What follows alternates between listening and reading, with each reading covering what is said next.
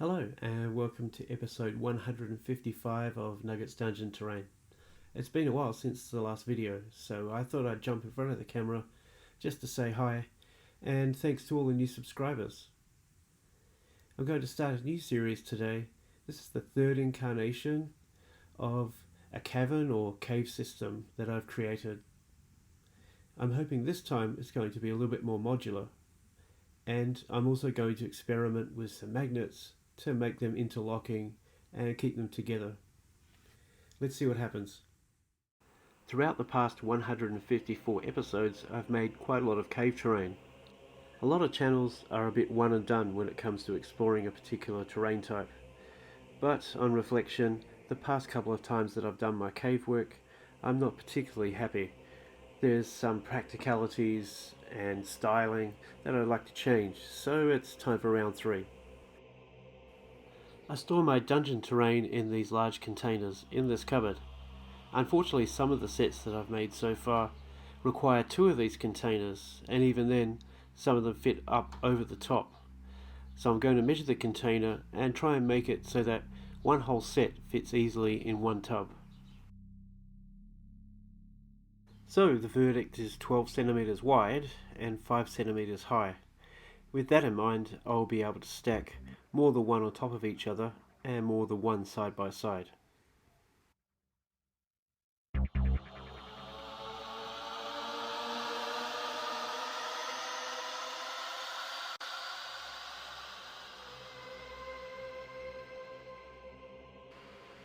The sheet of XPS foam that is the most commonly found in New Zealand just happens to be 5 centimeters thick.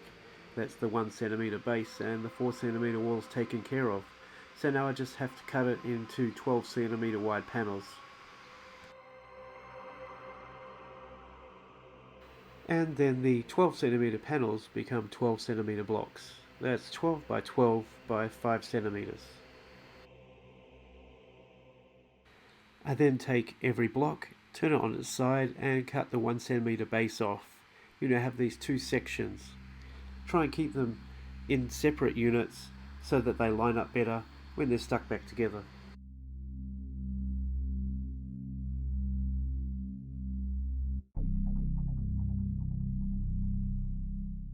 If you've watched enough of my videos, you've seen me using this old Warhammer Quest tile as a guide. The measurements are going to bring it pretty close to the same size. A 1 centimeter border and then 4 inches or 10 centimeters in between, marking each inch as you go.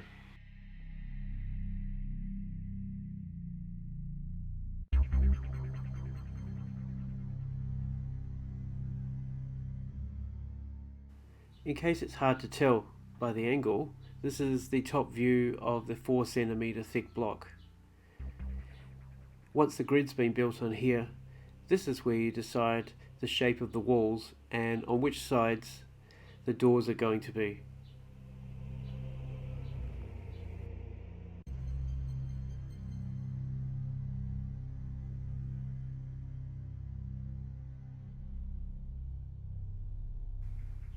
If you're going to try something like this, remember that all the doors need to be at the same location on the tile. In this case, it's the 2 squares in the middle.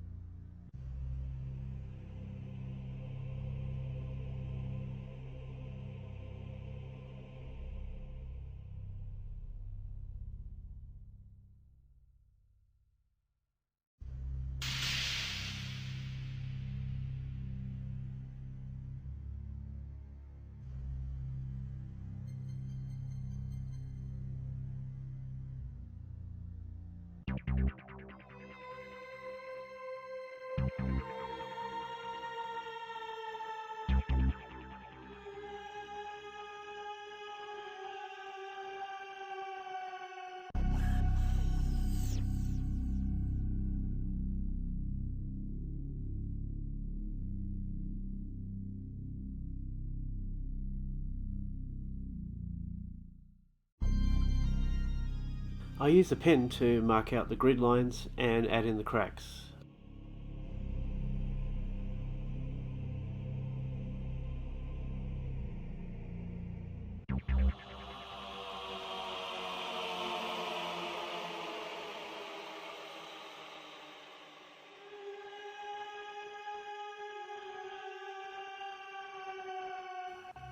Using the stone to push in some of the corners will raise and lower some of the edges and make it look like it's rough enough to be in a cave. Here's some good examples of some of the crack patterns that you could create.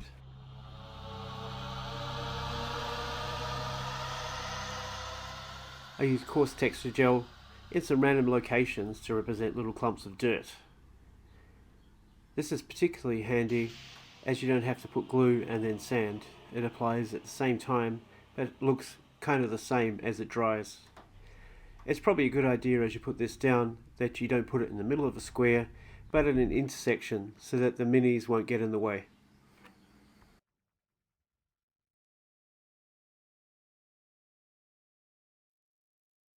I use flat, sharp-edged pieces of stone for the wall. These were good for making crack lines and a slightly different texture to the scoria that I used on the floor.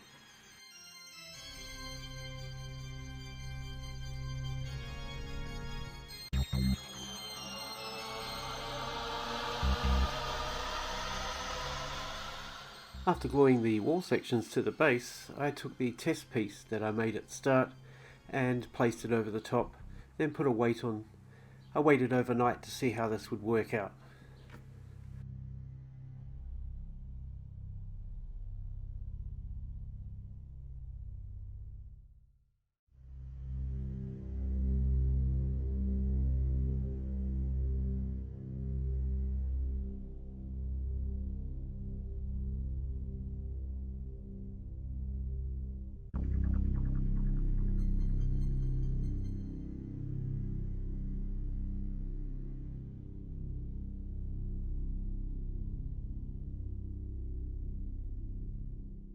By the time I got to the second tile, I realised it might be a little bit easier and tidier if I drew this outline around the walls and only filled the grid line in the rest of the space.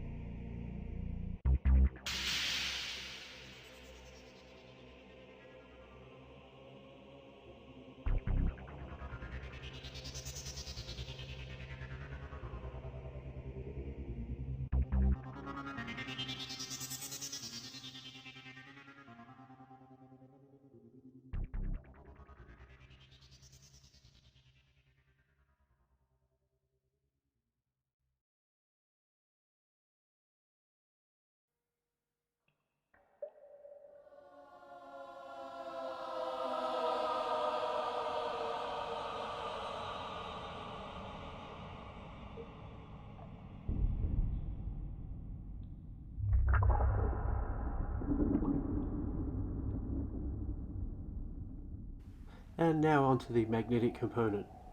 These magnets are super cheap from the $2 shop. I'm just going to put one in the center part of any door section. This is obviously going to create some challenges with polarity, but that's part of the reason that I'm doing this, so let's give it a go.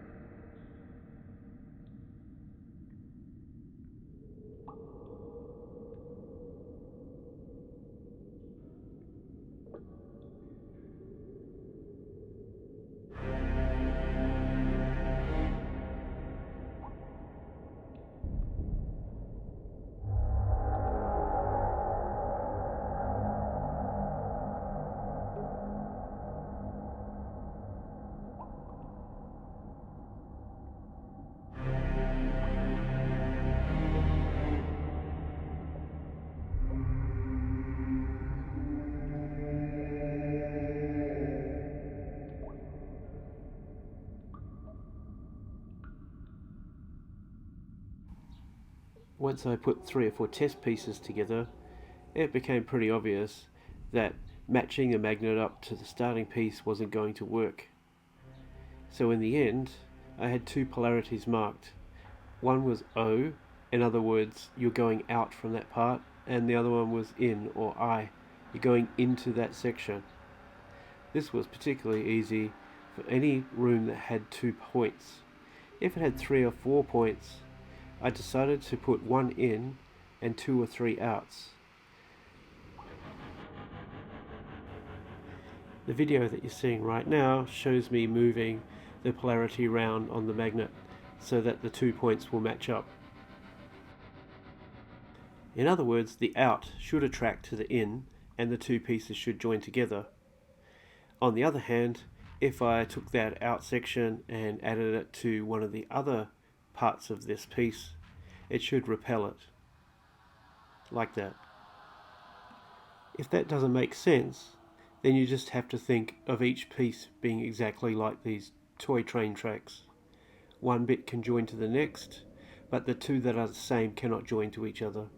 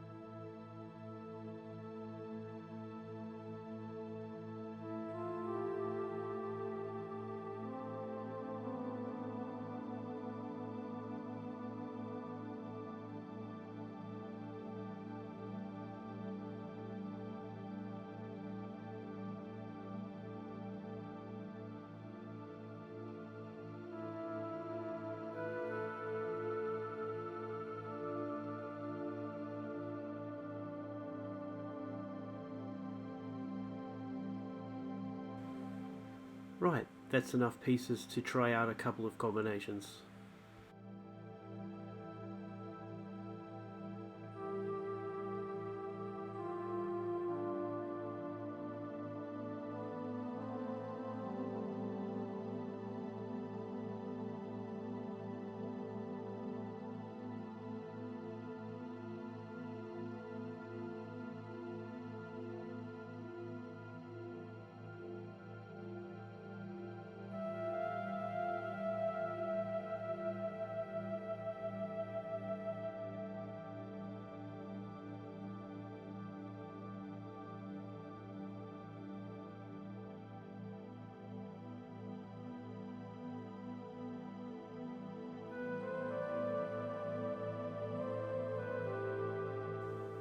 So, you probably spotted the only kink in this cutting plan is when you get to a T-junction or a cross section.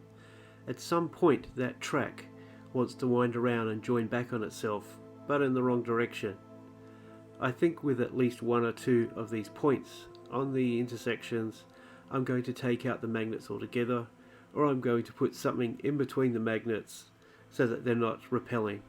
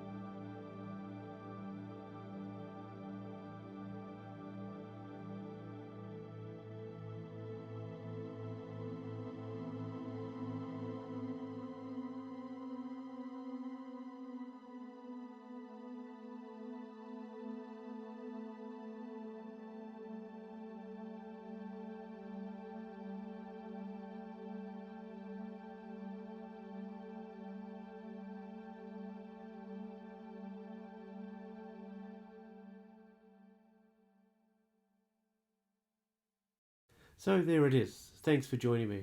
If there's anything that you got out of that video, please be sure to let me know in the comments below. At the moment I'm deciding whether I'm going to build on that set a little and maybe add a couple of extra scatter features, or if I'm going to move on to the next terrain set using the same modular and magnetic system. If one of those interests you, please leave that in the messages as well. So, thanks guys for making it all the way to the end of the film. I'll see you next time.